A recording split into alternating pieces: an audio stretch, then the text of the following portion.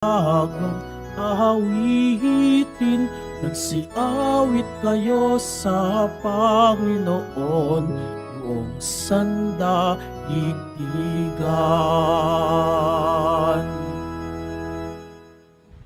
Sa ngala ng Ama at ng Anak at ng Espiritu Santo, Amen. sumainyo ang Panginoon. At sumaiyo rin. Mga kapatid, aminin po muna natin ang ating mga kasalanan upang tayo po'y maging marapat gumanap sa banal na pagdiriwang. Inaamin ko Sa makapangyarihang Diyos at sa inyo mga kapatid, na lubha akong nagkasala sa isip, sa salita, sa gawa, at sa aking pagkukulang. Kaya isinasamo ko sa mahal na Birheng Maria, sa lahat ng mga anghel at mga banal, at sa inyo mga kapatid, na ako'y panalangin sa Panginoong ating Diyos. kaawaan tayo ng makapangyarihang Diyos, patawarin sa ating mga kasalanan at patnubayan sa buhay na walang hanggan. Amen. Panginoon, kaawaan mo kami. Panginoon, kaawaan mo kami. Kristo, kaawaan mo kami. Kristo, kaawaan mo kami. Panginoon, kaawaan mo kami. Panginoon, kaawaan mo kami. Manalangin tayo. Ama naming makapangyarihan, pinangangatawanan mong manahan sa mga may loobing tapat at maaasahan. Sa kagandahang loob mo kami naway makapamuhay bilang mga mapalad na maging iyong tahanan sa pamamagitan ni Hesukristo kasama ng Espiritu Santo magpasawalang hanggan. Amen. Magsiyaw po muna ang lahat.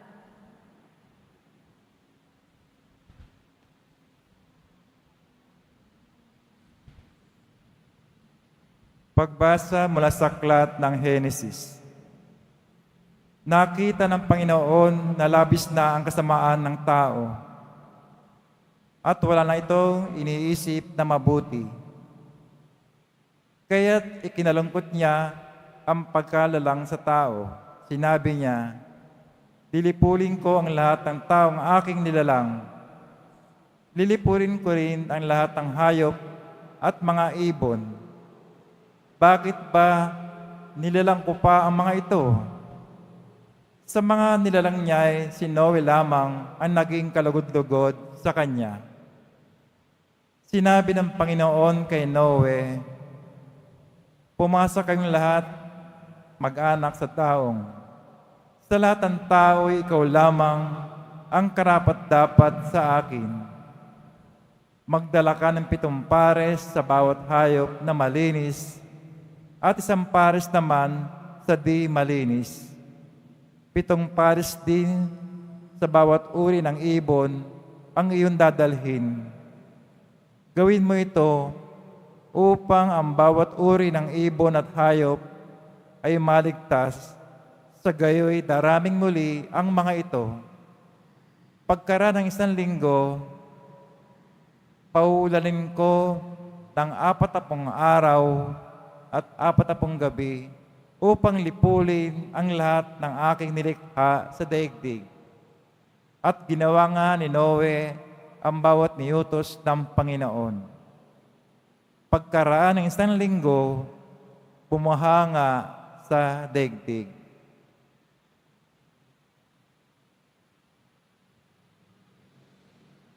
Ang salita ng Diyos. Salamat sa Diyos. Basbas ng kapayapaan sa bayan ng poong mahal. Basbas ng kapayapaan sa bayan ng poong mahal. Purihin ang Panginoon ninyong banal at nilalang, pagkat siya'y dakilat marangal ang kanyang ngalan. Ang poon ay dakilain, purihin ang Diyos na banal, yumuko ang bawat isa kapag siya ay dumatal. Basbas ng kapayapaan sa bayan ng poong mahal. Sa gitna ng karagatan, tinig niya'y naririnig. Sa laot ng karagatay, hindi ito nalilingid. Pag nangusap na ang poon, tinig niya'y ubos lakas. Ngunit tinig kamahalan kapag siya'y nangungusap. Basbas ng kapayapaan sa bayan ng poong mahal. Ang tinig ng dakilang Diyos parang kulog na malakas. Kaya't mga nasa templo'y sumisigaw, nagagalak. Panginooy pupurihin, ganito ang binibigkas. Siya rin nagahari sa dagat na kalaliman, namumuno siya roon bilang hari walang hanggan. Basbas ng kapayapaay sa bayan ng poong mahal. Magsitayo na po ang lahat.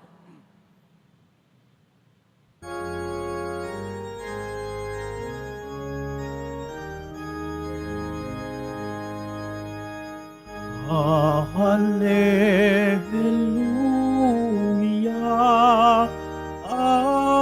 Hallelujah, Hallelujah,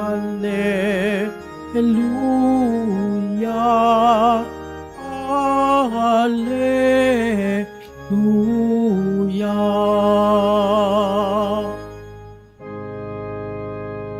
Ang sa akin nagmamahal, tutupad sa aking aral, Ama't ako'y mananahan. Hallelujah, Hallelujah, Hallelujah,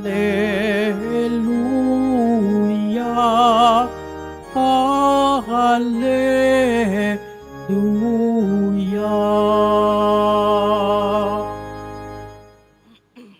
Sumainyo ang Panginoon. At sumaiyo rin. Ang mabuting balita ng Panginoon ayon kay San Marcos. Papuri sa iyo, Panginoon. Noong panahong iyon, nalimutan ng mga alagad na magdala ng tinapay at iisa lang ang kanilang tinapay sa bangka. Kaiingat kayo, ilagan ninyo ang lebadura ng mga Pariseo at ang lebadura ni Herodes. Babala ni Jesus sa kanila. Nag-usap-usap ang mga alagad. Wala kasi tayong dalang tinapay kaya niya sinabi yun. Alam ito ni Jesus, kaya't sila'y tinanong niya, bakit ninyo pinag-uusapan na kayo'y walang dalang tinapay? Hindi pa ba kayo nakakabatid o nakakaunawa? Hindi pa ba ito abot ng inyong isip? Wala ba kayong mata? Wala ba kayong tainga? Nakalimutan na ba ninyo nang paghati-hatiin ko ang 5 tinapay para sa 5,000? Ilang bakol ang napuno ninyo sa mga lumabis na tinapay? 12 po, tugon nila. At nang paghati-hatiin ko ang 7 tinapay para sa 4,000, ilang bakol na malalaki ang napuno ninyo? Tanong niya. 7 bakol po, tugon nila. At hindi pa rin ba ninyo nauunawaan? Wika niya. Ang mabuting balita ng ating kaligtasan. Pinupuri ka namin, Panginoong Hesukristo. Magsiupo muna tayong lahat. Good morning po sa inyong lahat. Napakagandang simulan ang ating Martes ng umaga nang nagsisimba. Habang sumisikat ang araw, naririto tayo, nagpapasalamat sa Diyos, nagpupuri at dinadakila ang mahal na pong Jesus Nazareno. Kasama po natin ang mga online ngayon na naglalakbay sa hardin ng panalangin. Selos ang nagtulak kay Cain kahapon. Yan ang ating pagbasa para patayin ng kanyang kapatid na si Abel. Mula po ito sa damdaming naninibugho. Ngayon, hinahainan po tayo ng ating mga pagbasa ng panlaban sa selos. At ito po ay ang katatagan. Katatagan po ang panlaban sa selos.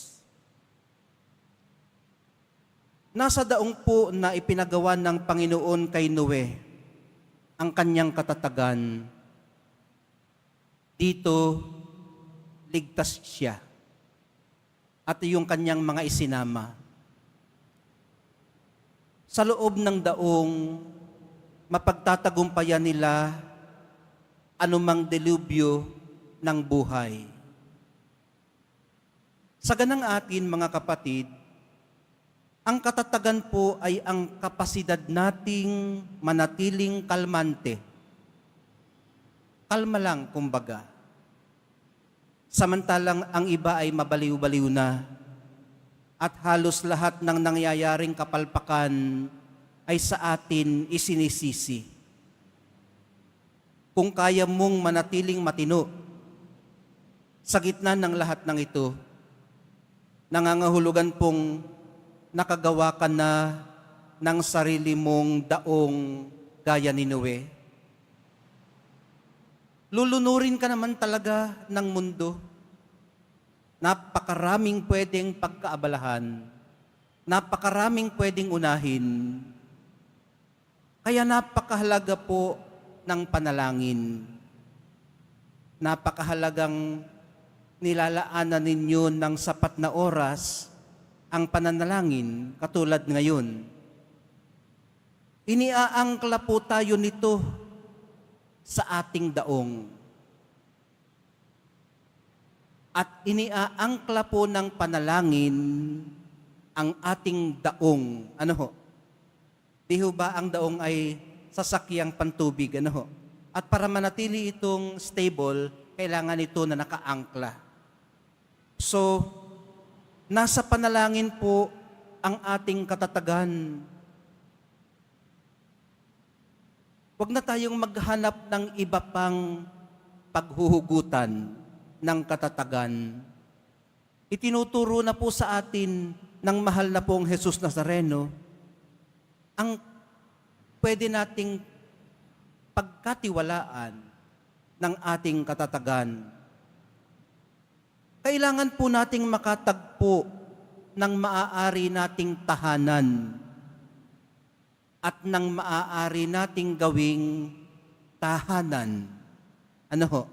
Hindi po ako naglalaro ng mga salita lang dito na pare-pareho, magkakaibang tunog. Yung pong lugar na pwede nating tahanan, ito po yung lugar kung saan pwede nating katagpuin ang Diyos. Ang ating sacred space. At ang lugar na pwede nating gawing tahanan, ito po ang ating secure base, kung saan matibay na nakaangkla ang ating mga paglalakbay sa buhay. Ibig pong sabihin, saan man tayo makarating, saan man tayo mapadpad, alam natin na matibay ang ating kapit at hindi tayo basta masusway lamang ng mundo. Dahil matibay din ang ating pinag-angklahan. Ito po ang matatawag nating matiwasay na pasihan o sa malalim na Tagalog ay salalayan ng ating kalooban. Kung saan mapangangalagaan ang kung ano nating itinuturing na mahalaga. Hindi ba? Dinala ni Noe yung mga mahahalaga doon sa kanyang daong. Ang bili ng Panginoon, magdala kayo, 2 pares nito, 2 pares noon. Mahalaga ang mga ito. Naandun ang kanyang mga anak, naroon ang kanyang mga alaga, at kung ano pang mahalaga sa kanya. Sa daong ng ating panalangin, dito natin pwedeng bitbitin ang ating mga itinuturing na mahalaga sa ating buhay. Doon natin sila pangangalagaan sa puso ni Jesus kung saan niya tayong lahat iniingatan. Gaya ni Noe, Doon natin dadalhin ang mga importante sa atin. Maaring ito ay ang ating rosaryo, yung ating silid kung saan tayo makapananahimik.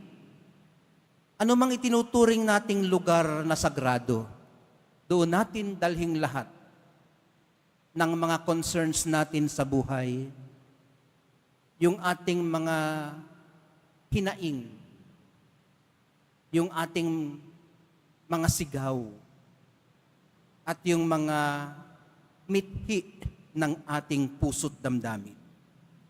Nakita natin nitong mga nakaraang araw ang prototype ng lahat ng kasalanan, kasamaan. Ang prototype ng lahat ng kasalanan sa Eva at sa Adan, kay Cain at kay Abel. At lahat ng ito'y kasalanan ng kawalang pakundangan o irreverence.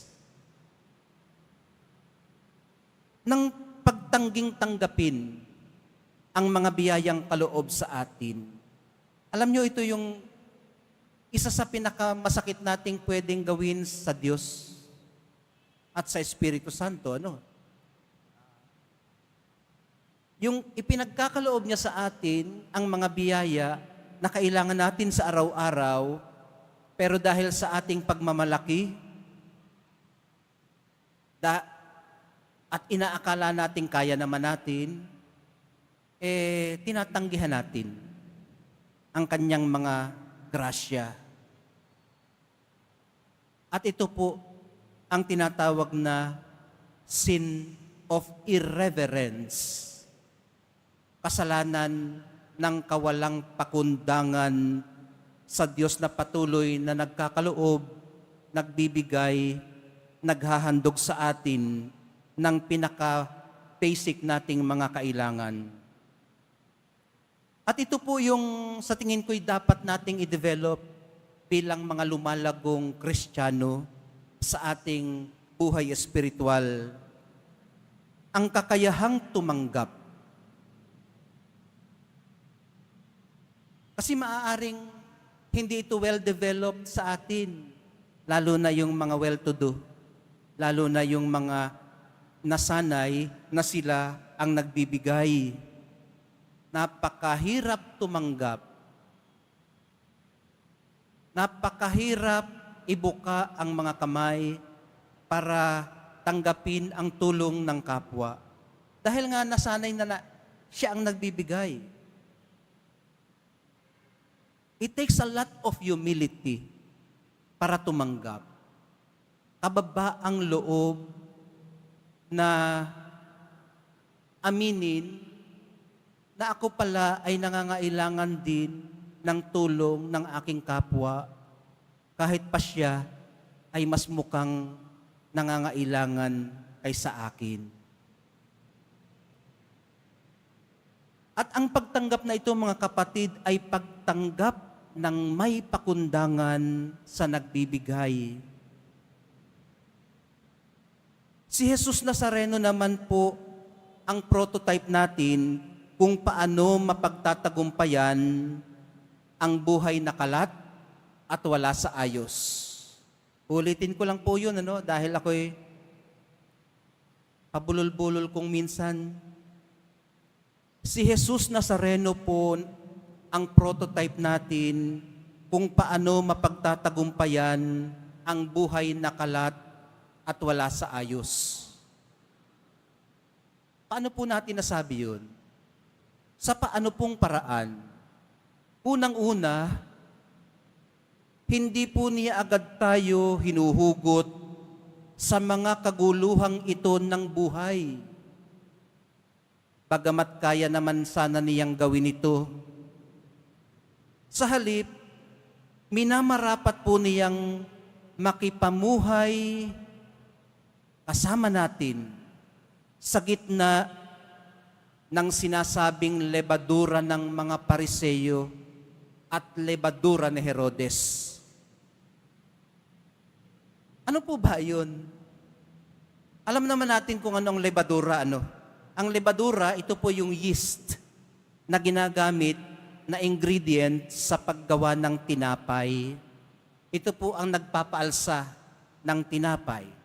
So, ang lebadura ng mga Pariseyo ay matatawag nating self-righteousness. Ito po yung kanilang self-righteousness na nagpapaalsa ng kanilang mga katauhan ng hindi akma sa kung sino sila at kung ano sila. Ang lebadura naman ni Herodes na pwede nating matawag ay ang lebadura ng yung pagkapit niya sa kapangyarihan. Masyado siyang bloated. Masyado siyang pinamamaga ng kanyang uhaw at pagkasabik sa kapangyarihan. Kaya tuloy kung ano-ano ang nagagawa niyang desisyong biglaan, padalos-dalos at hindi na pag-iisipan, dala kung minsan ng kayabangan. Sa mga lebadurang ito, nagbibigay babala sa atin ang Nazareno. Pinag-iingat tayo na hanggat maaari ay huwag pamarisan yung pagtutulak ng uhaw at pananabik sa kapangyarihan at sa self-righteousness. Sa halip, pinaaalalahanan po niya tayong maging handang gawin at tanggapin kung ano ang nauna na niyang ginawa noon sa mga taong nagugutom at nauuhaw. Ito po ay ang buong kapakumbabaang pagpo-provide ng tinapay at isda, mga hulugan man ito ng paggawa ng himala.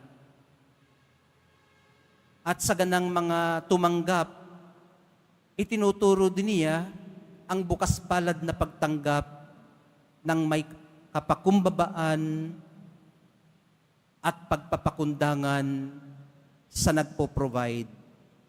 Mga kapatid, kasama natin siya sa mahabaang biyahe ng buhay. At ito po ang kanyang itinatanong, hindi pa ba ninyo nauunawaan? Wala ba kayong mga mata't mga tainga? Hindi nyo ba nakita na sa kagipitan, sa inyong gutom at uhaw, kasama ninyo ako? At ngayong tayo'y nasa bangka, wala tayong tinapay. Ako ang inyong tinapay ng buhay. Wala na kayong hahanapin pa. Hindi lang niya dinirektang ganun. Hinayaan niya, kumbaga, na mag-come up sila sa ganong realization o conclusion. Kumbaga, hindi katulad ng ginagawa natin ngayon na spoon feeding, kung ano ang ibig sabihin, kung ano ang kahulugan. Nag-iiwan siya ng narrative gap para naman gumana ng kaunti ang kanilang imahinasyon. Mga kapatid, ang isa pang nais kong iwanan sa inyo sa umagang ito, imbis na magsisihan sila kung sino ang dapat magdala ng kung ano at kung sino ang nakalimot, sino bang in charge? Sino bang dapat magdala ng tinapay? Bakit hindi ka nagdala? Sa halip na magganon sila, ang ginawa po ng Nazareno, hinikayat po silang pagtagumpayan ang sitwasyong iyon at tingnan ang bigger picture ng tunay na kahulugan at kahalagahan ng kanilang buhay kasama siya. Sa Kanya, mga minamahal kong mga kapatid, nakatagpo sila ng daong. Tayo ngayon, sa banal na Eucharistia, ay nakakatagpo din ng daong. Mahal na pong Jesus Nazareno, nauunawaan na po namin kailan may hindi nyo kami pinababayaan. Magsitayo na po ang lahat.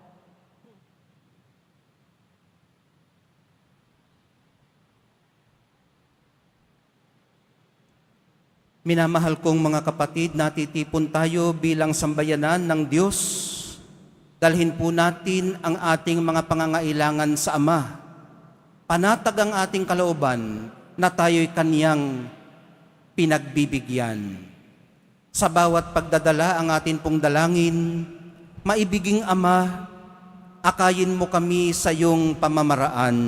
Maibiging Ama, akayin mo kami sa iyong pamamaraan. Ang ating mga pastol sa simbahan, naway talaga ng buong buo ang kanilang buhay sa pagpapahayag ng Ebanghelyo sa pamamagitan ng kanilang pagsaksi sa kanilang buhay. Manalangin tayo. Maibiging Ama, akayin mo kami sa iyong pamamaraan.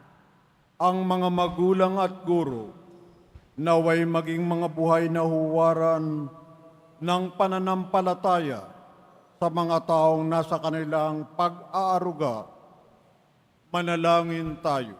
Maibiging Ama, akayin mo kami sa iyong pamamaraan. Tayong lahat, naway maibigay ang lahat ng ating makakaya para gawin ang nararapat at nawa ang salita ng Diyos ang siyang magbigay sa atin ng lakas para sa anumang gagawin natin. Manalangin tayo. Maibiging Ama, akayin mo kami sa iyong pamamaraan. Tayong lahat, naway magpakita ng malasakit sa mga matatanda, mga nalulumbay, at mga may sakit. Manalangin tayo. Maibiging Ama, akayin mo kami sa iyong pamamaraan. Ang mga yumao, naway makatagpo ng bagong buhay at kapahingahan sa kaharian ng Diyos. Manalangin tayo. Maibiging Ama, akayin mo kami sa iyong pamamaraan. Sa ilang sandali ng katahimikan, ating ipanalangin ang iba pang mga pangangailangan ng ating pamayanan. Gayon din, ang mga intensyon na inialay sa ating misa sa araw na ito. At isama rin natin ang ating mga pansariling kahilingan.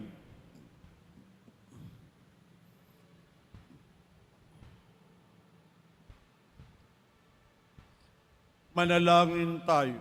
Maibiging Ama, akayin mo kami sa iyong pamamaraan. Makalangit na Ama, palalimin mo ang aming pananampalataya upang lumago kami sa iyong pag-ibig at laging maglingkod sa iyo ng may mapagbigay at malinis na puso.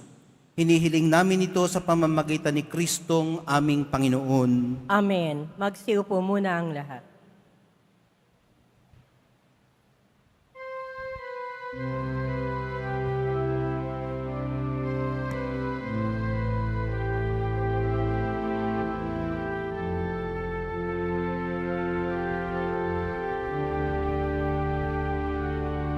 Bless the Lord God of creation. Maihahandog sa'yo, Panginoon,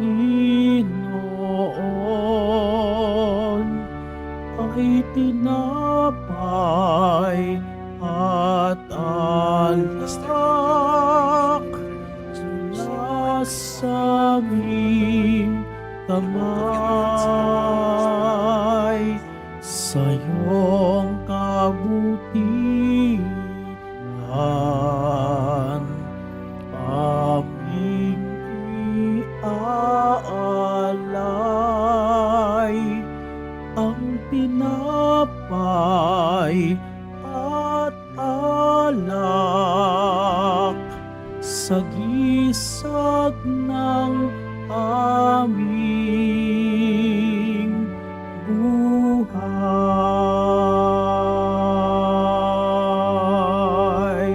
Magsitayo na po ang lahat.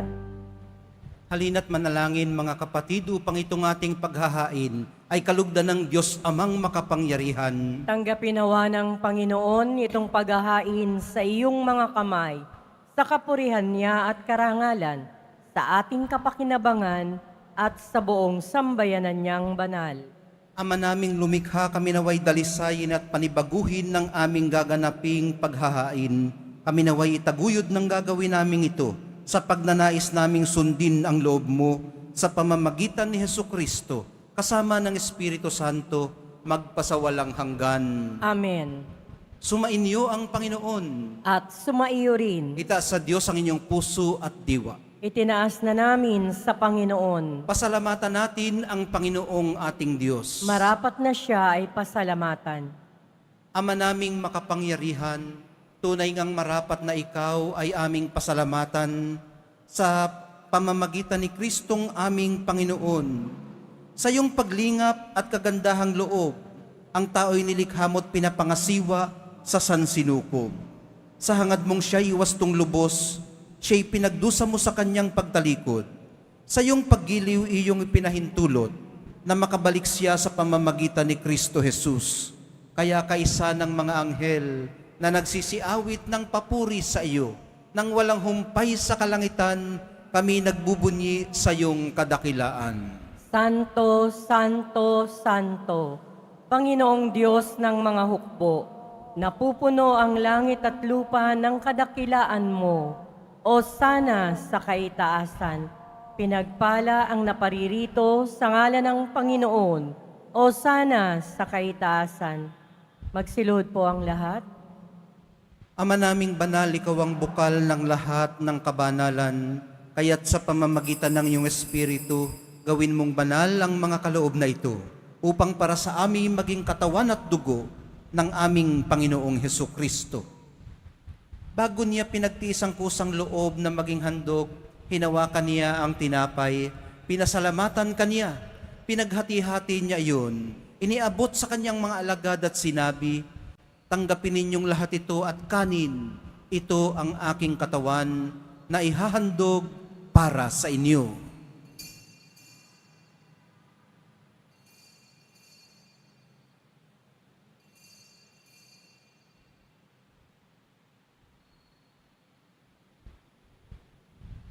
Gayon din naman, noong matapos ang hapunan, hinawakan niya ang kalis.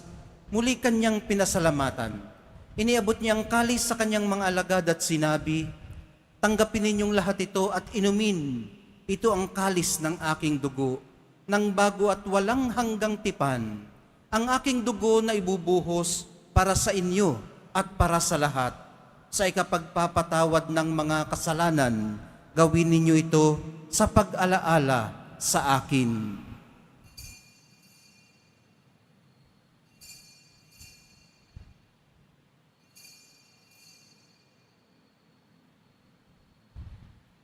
Magsitayo na po ang lahat. Ipagbunyi natin ang misteryo ng pananampalataya. Si Kristo'y namatay, si Kristo'y nabuhay, si Kristo'y babalik sa wakas ng panahon.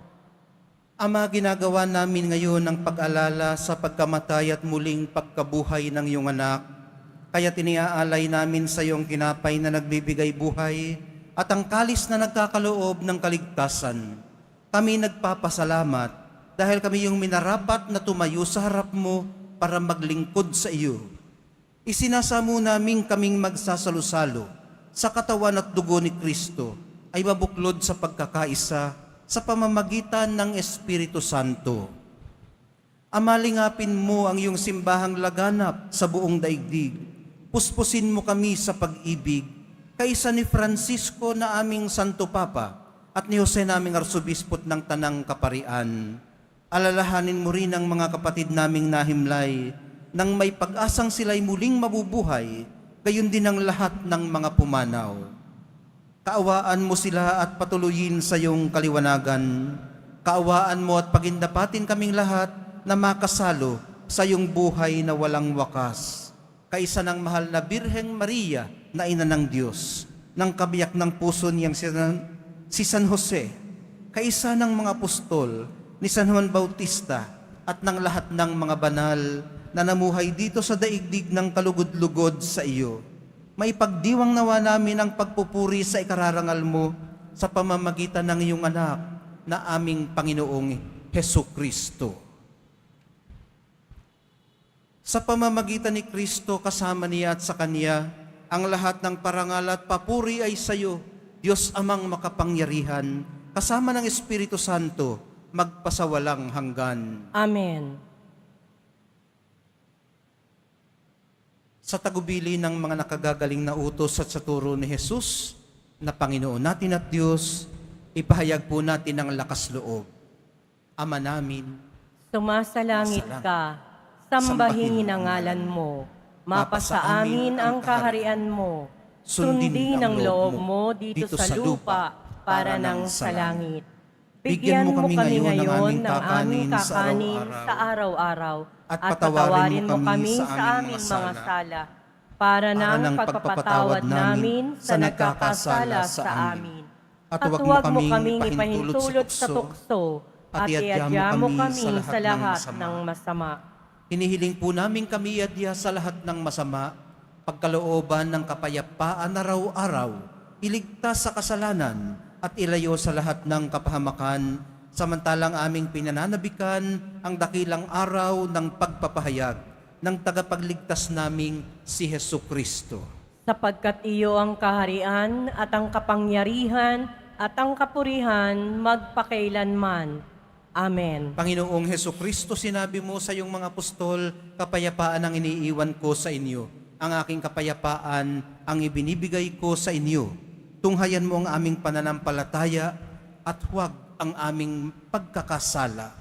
Pagkalooban mo kami ng kapayapaan at pagkakaisa ayon sa iyong kalooban kasama ng Espiritu Santo magpasawalang hanggan. Amen. Ang kapayapaan ng Panginoon ay laging sumainyo. At sumaiyo rin. Pagbigayan po kayo ng kapayapaan sa isa't isa. Kordero ng Diyos na nag-aalis ng mga kasalanan ng sanlibutan, maawa ka sa amin. Kordero ng Diyos na nag-aalis ng mga kasalanan ng sanlibutan, maawa ka sa amin. Kordero ng Diyos na nag-aalis ng mga kasalanan ng sanlibutan, ipagkaloob mo sa amin ang kapayapaan. Magsilhod po ang lahat.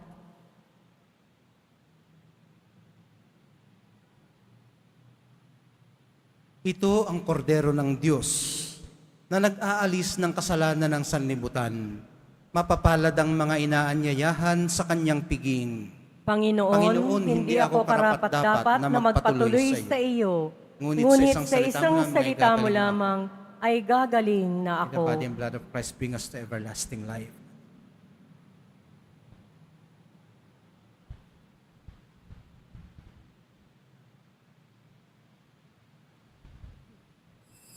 Para sa lahat ng tatanggap ng banal na komunyon, sasagot po tayo ng amen pagkasabi ng pari o ng lay minister ng katawan ni Kristo at isubo agad sa bibig bago mali sa harapan ng pari o lay minister.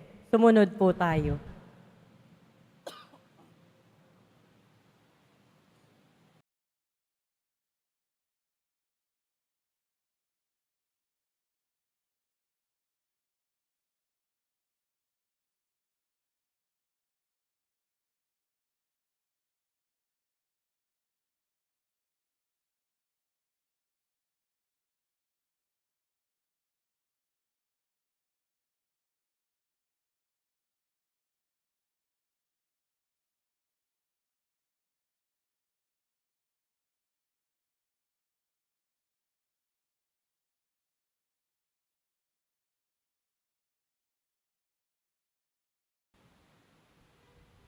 Manalangin tayo. Ama naming mapagmahal, kaming pinapagsalo mo sa banal na pakikinabang, ay gawin mo ring laging manabik na pagsaluhan ang kaloob mong ito sa aming ikabubuhay. Sa pamamagitan ni Hesu Kristo, kasama ng Espiritu Santo, magpasawalang hanggan. Amen. Sumainyo ang Panginoon. At sumaiyo rin. Mahal na poong Jesus Nazareno, inihayag mo sa pamamagitan ng krus ang walang maliw na pag-ibig ng Diyos sa sangkatauhan. Pakinggan mo ang kahilingan, lalo na para sa mga nangangailangan ng iyong tulong at awa. Makamtanawa namin ang inyong kasagutan ng may utang na loob na tinatanaw. Basbasan din po ninyo itong mga imahen at dasalan upang lalo kaming manalangin at magtiwala. Sa pamamagitan ng bendisyon na ito, naway lalo kaming maging mapaglingkod, masunurin at tapat sa iyo na aming maluwalhating Panginoon magpasawalang hanggan. Amen. At pagpalain kayong lahat at ang inyong buong pamilya at mga komunidad ng makapangyarihan at mapagmahal na Diyos, Ama, Anak, at Espiritu Santo. Amen. Humayo kayong taglay ang kapayapaan ng mahal na pong Jesus Nazareno. Salamat sa Diyos.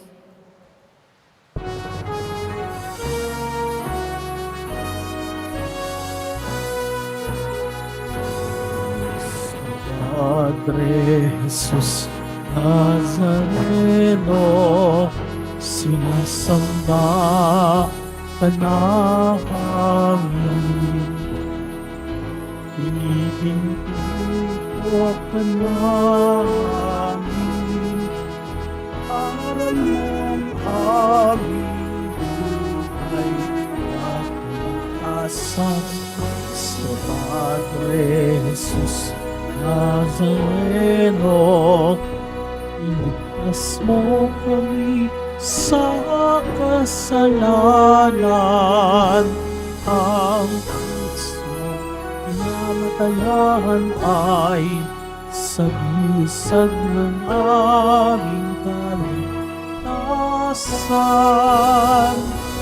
Kristo Padre Jesus Nazareno, inarangal ka namin. Nuestro Padre Jesus Nazareno, iniwalhati ka namin. Nuestro Padre Jesus Nazareno, inarangal ka namin. Nuestro Padre Jesus Nazareno, iniwalhati ka namin.